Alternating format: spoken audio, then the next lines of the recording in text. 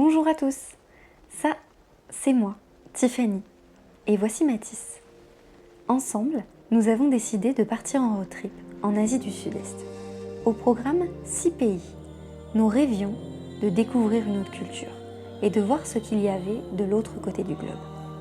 Et nous allons vous embarquer avec nous dans cette formidable aventure.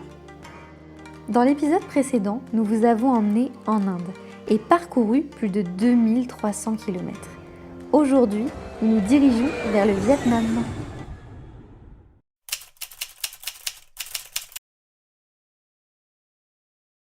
Nous arrivons à Hanoï, la capitale culturelle du Vietnam.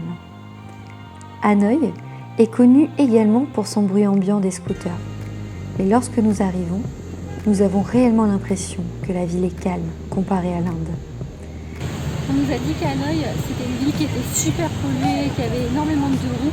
Et en fait, faites Hanoï après l'Inde parce que franchement, c'est du gâteau. C'est d'ailleurs un véritable soulagement que nous ressentons. Rapidement, nous découvrons la ville sous toutes ses coutures. Nous prenons d'ailleurs notre premier taxi-moto. Et comme vous le voyez, je suis tout à fait à l'aise.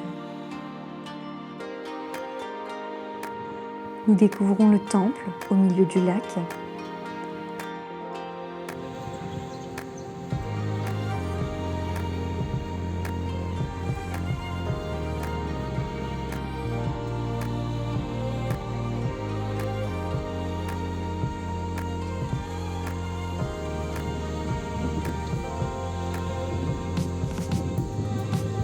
Le fameux train qui passe entre des rues étroites et des cafés.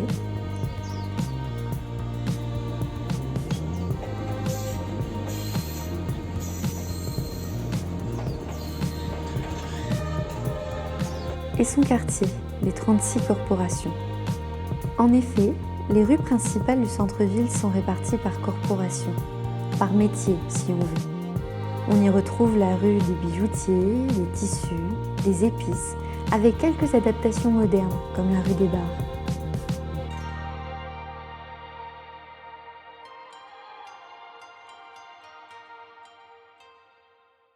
Les Vietnamiens ne parlent pas bien l'anglais. Le traducteur nous sera donc d'une grande utilité. Mais nous rencontrons enfin des touristes un peu partout. Le Vietnam serait-il plus touristique que l'Inde ?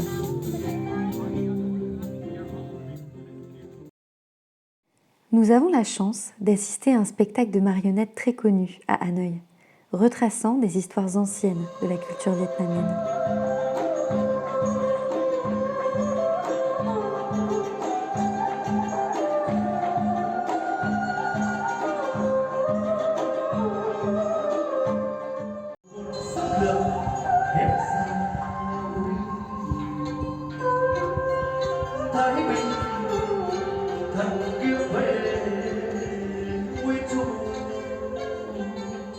Nous apprenons que 4 animaux sacrés, le dragon, la licorne, la tortue et le phénix, expriment le souhait de parvenir au bonheur et à la prospérité. Le dragon est symbole de la force créatrice, du pouvoir et de la dignité. La licorne, qui ne ressemble d'ailleurs pas à la licorne qu'on s'imagine en Europe, symbolise la prospérité et la justice. La tortue, elle, est symbole de longévité et de sagesse. Le phénix symbolise quant à lui à la fois l'immortalité, la beauté, la fidélité, la liberté, mais aussi la paix. Ces animaux sacrés nous accompagneront tout au long de notre voyage au Vietnam. Il est temps de se rendre dans le lieu le plus connu du Vietnam, la fameuse baie d'Along. Le trajet est assez rapide et on se rend compte que le Vietnam est la première croissance mondiale.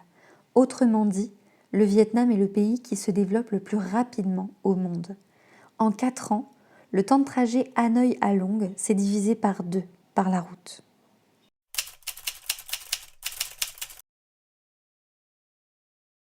La ville d'Along est à notre grand étonnement très calme et a des airs de futures stations balnéaires. Nous ne sommes pas sur la période la plus touristique, mais nous nous demandons pourquoi si peu de monde face à cette vue imprenable sur la baie. Nous apprendrons que l'île de Cat Bat, un peu plus loin, est plus touristique et plus animée pour y découvrir la baie.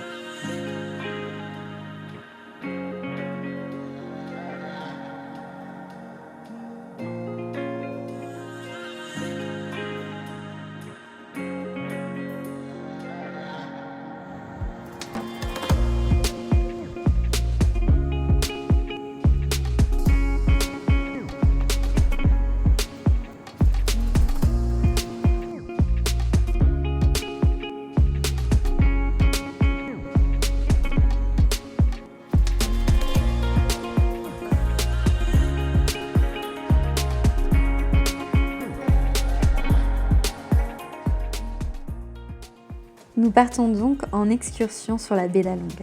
Au programme, bateau, grotte, canoë et coucher de soleil. Attention les yeux, car c'est l'un des plus beaux sites de notre voyage.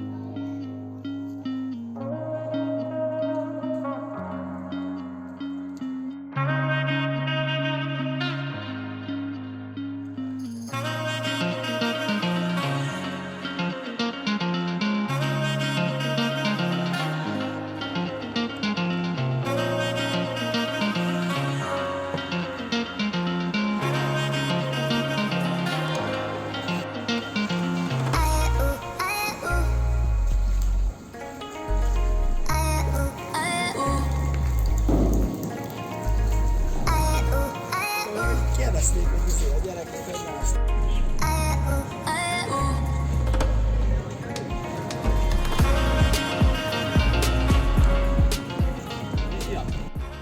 Si la vue n'arrêtera pas mes pensées qui défilent ce jour-là, quelque chose me frappe. Cette eau n'est-elle pas si paisible en pleine mer ?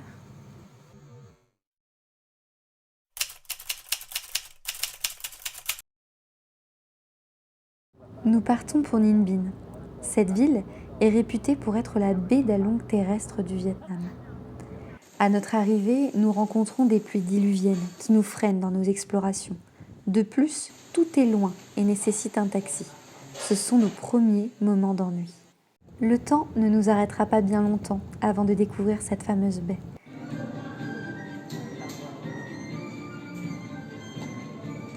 C'est à Bay Dinh. C'est où? C'est à Bay Dinh. Le truc qui est à 22 km.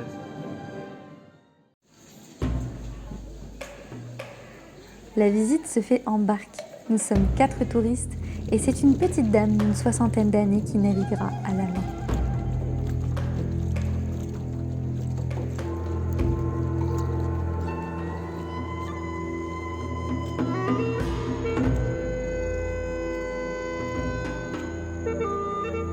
Nous nous arrêtons sur des îlots pour découvrir des temples.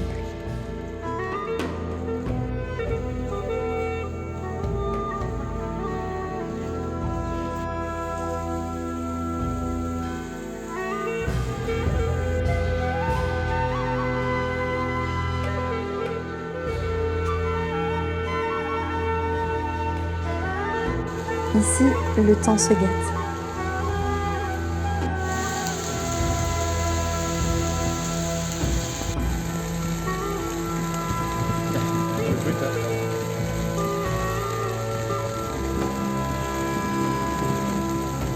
Si l'eau monte, certaines grottes sont encore navigables.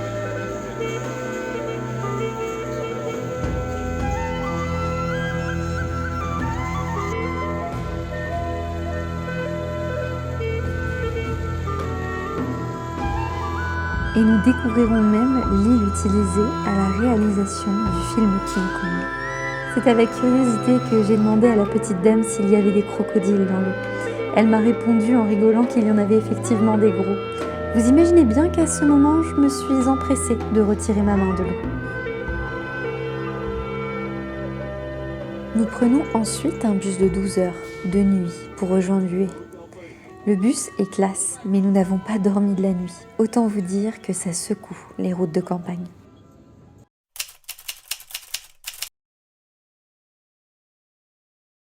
Hue est une ville composée d'une citadelle.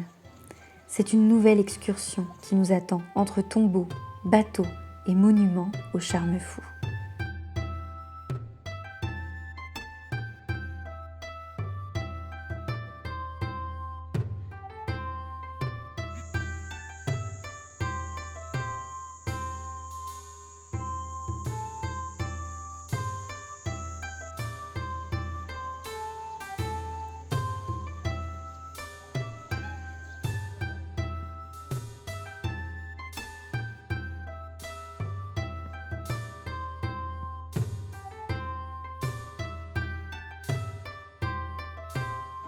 Beaucoup de monuments en Asie sont également des tombeaux.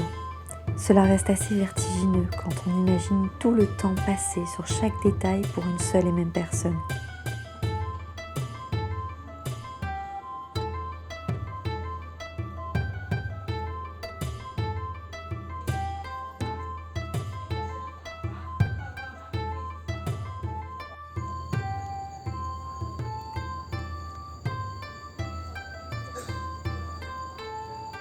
On réalise progressivement que le Vietnam dégage une ambiance des plus apaisantes. Vous savez, cette image qu'on pose généralement sur l'Asie avec ses décors, sa spiritualité, ses chapeaux et sa zénitude. Direction maintenant Da Nang.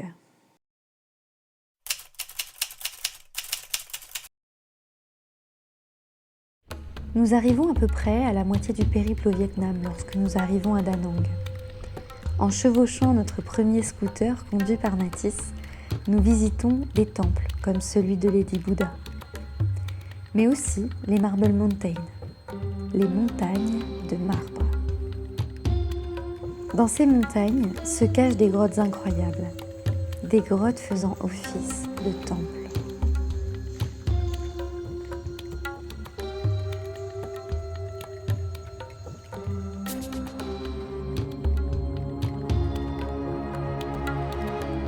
La montée nous aura toutefois mis à rude épreuve pour arriver au sommet. Mais la vue est à couper le souffle. Ça fait bizarre de se retrouver pour la première fois sur un scooter, sans qu'on en ait réellement l'autorisation d'ailleurs. Mais il n'y a plus de tuk-tuk au Vietnam. C'est pas comme en Inde. Il faut donc un moyen de transport. Et le plus pratique reste le vélo. Mais l'avantage d'être à l'arrière, c'est qu'on peut prendre quelques beaux clichés. Je vous présente le fameux Dragon Bridge.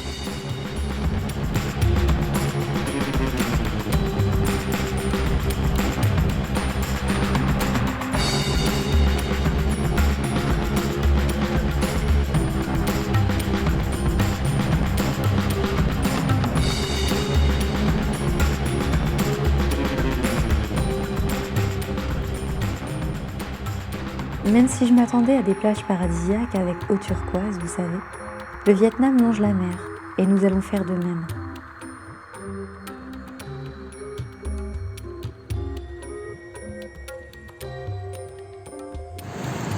Ok, là c'est moi qui prends la caméra pour vous partager ce qu'on vient de vivre à l'instant. Parce que Tiffany elle est trop sous le choc pour vous en parler. Alors on a marché sur la plage. Là, on a fait 1,5 km à peu près, hein, c'est ça quand même parce que... Et on est rentré à l'hôtel, on a pris une douche et on commence à se coucher et Tiffany fait « Il faut mon téléphone !» Et du coup, j'appelle et là, j'entends « Hello !» avec une petite voix d'asiatique. Non.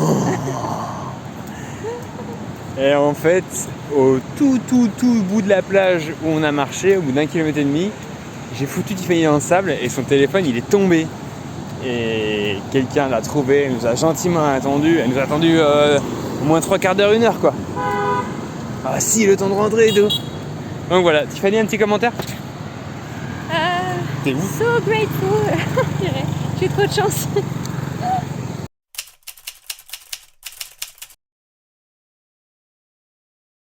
Hoi An, ou la ville aux lampions, se trouve juste à côté de Da Nang. Elle est connue pour être l'une des villes les plus romantiques du monde. Et nous allons vous laisser découvrir pourquoi. On y retrouve bien sûr la mer et la plage, mais aussi les mangroves de cocotiers. Et c'est une expérience à la fois typique et amusante qui nous attend.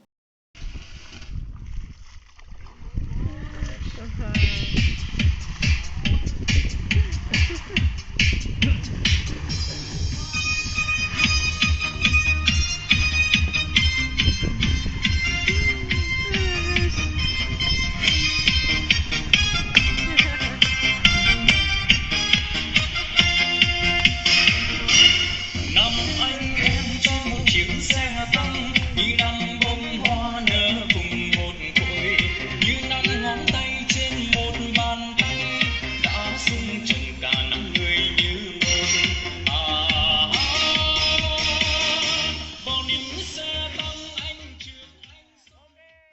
On y apprendra même comment lancer un filet de pêche.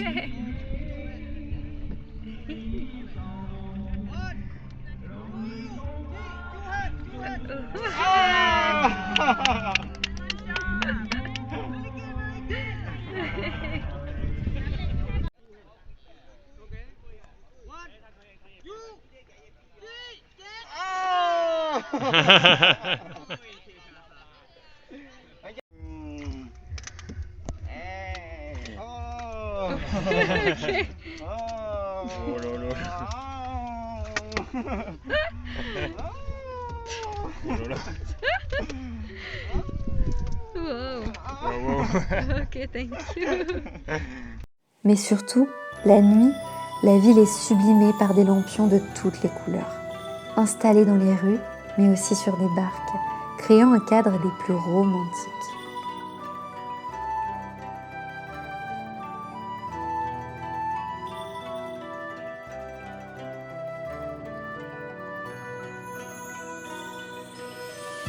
Le marché de nuit est captivant, même si les marchands restent encore très insistants. Nous reprenons rapidement la route jusqu'à Nha Trang. Un long bus de 12 heures, encore une fois, nous attend.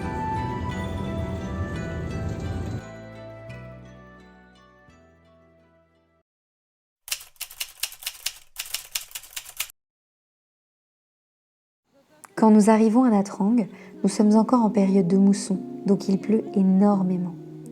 Lors d'accalmie, nous pouvons quand même profiter de la plage. C'est d'ailleurs ici qu'on se rend compte qu'il n'est pas si simple de vivre H24 avec quelqu'un. D'habitude, nos journées sont rythmées entre le travail, la vie de famille et plein d'autres choses.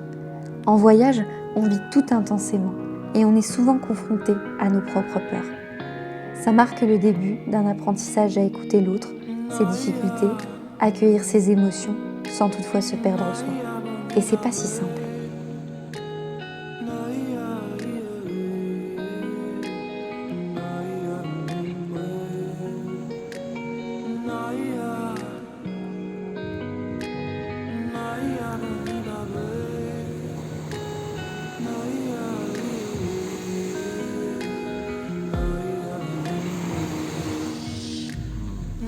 Nous nous dirigeons vers Dalat, une ville située au cœur des montagnes. La conduite asiatique est, comment dire, sans pression. Alors il faut bien s'accrocher entre virage et conduite sportive.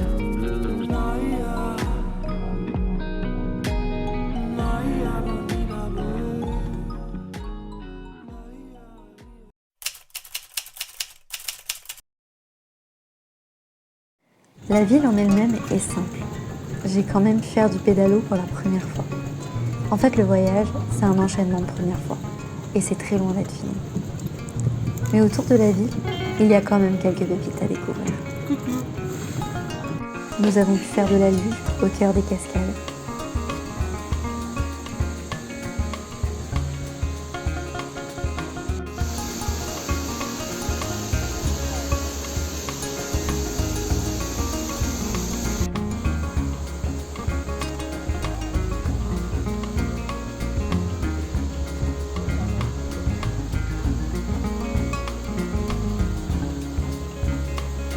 Visiter un village avec des sculptures absolument partout.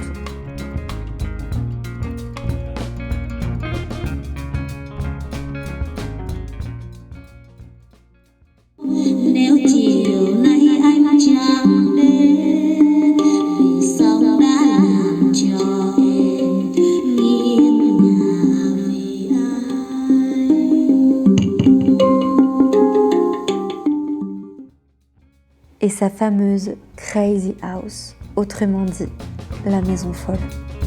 Cette maison présente une architecture invraisemblable. Il y a des escaliers dans tous les sens, des courbes, des moulures, des peintures absolument partout. Direction maintenant Mui Né.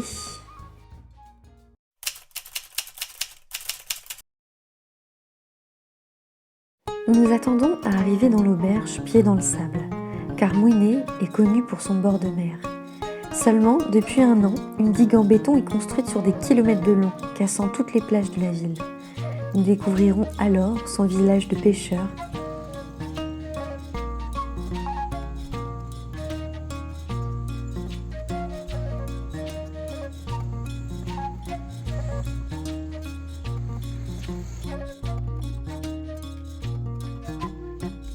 Mais aussi un petit Grand Canyon.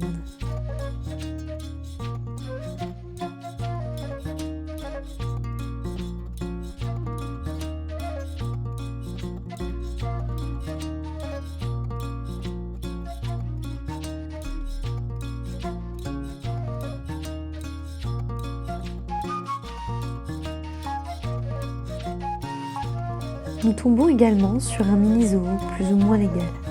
Malheureusement, les singes en cage nous brisent le cœur plus qu'autre chose.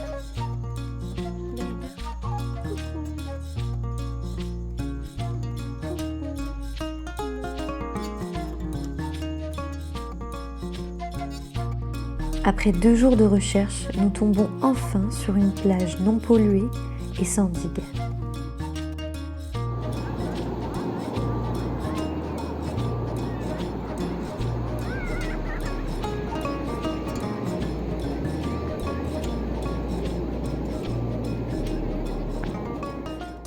Direction notre avant-dernière étape, Ho Chi Minh Ville.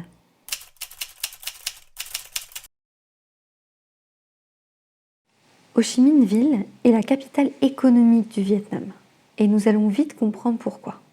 Notre hôtel est dans la rue de la soif, si on peut dire ça comme ça, où alcool, drogue et prostituées font le show sur des podiums. Autant vous dire qu'on découvre une autre version du tourisme asiatique.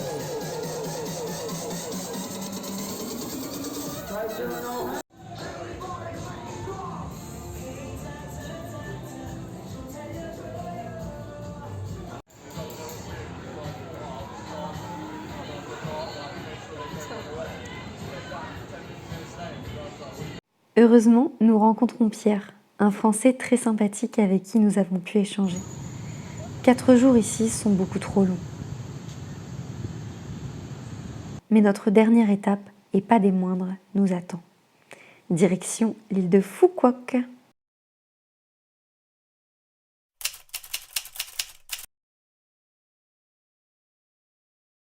Phu Quoc est une île vietnamienne située en dessous du Cambodge. Et ces quelques jours passés sur cette île à sillonner les routes en scooter sont juste incroyables. Au pied de notre hôtel se trouve une mer magnifique.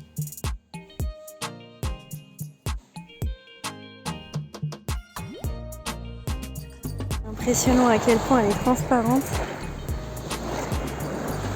Et c'est une plage privée en fait de l'hôtel. Et c'est trop cool.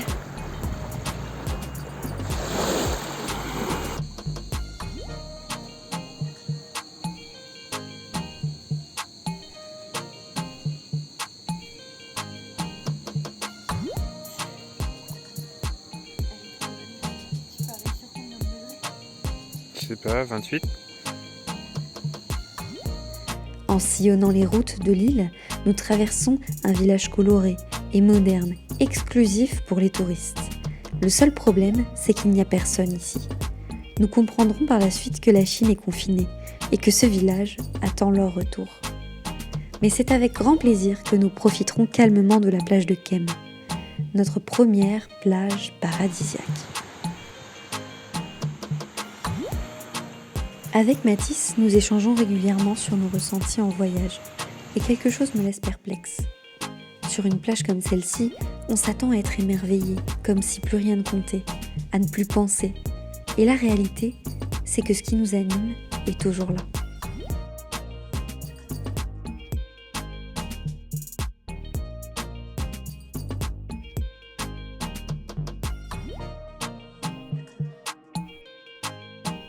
Nous profiterons également d'une virée en snorkeling, en gros de la plongée en tuba. Une expérience magique. Si d'habitude je n'arrive pas à atteindre le fond de la piscine en France, ici je descends à 10 mètres. Il faut croire que les choses évoluent.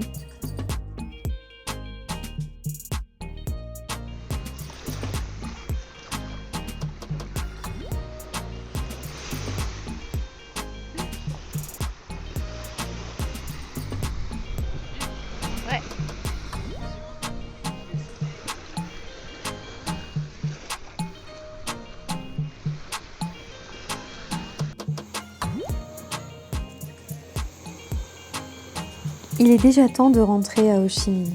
Nous prenons un bus pour notre prochaine destination. Après 10 villes en un mois au Vietnam, soit plus de 2400 km parcourus, la fatigue se fait ressentir. Mais le Vietnam s'est montré d'une beauté exceptionnelle. Enfin, nous découvrons une destination sereine, ou devrais-je dire zen.